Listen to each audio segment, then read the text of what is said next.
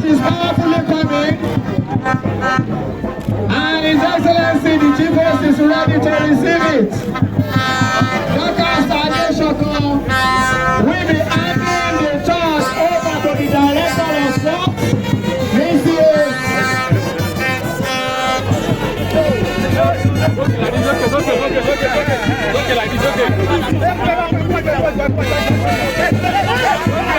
The torch is here with His Excellency.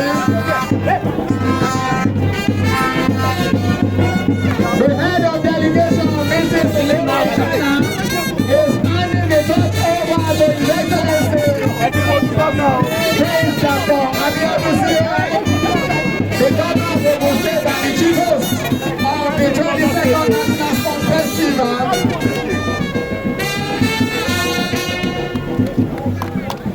Can we put our hands together very well for Mr. Governor?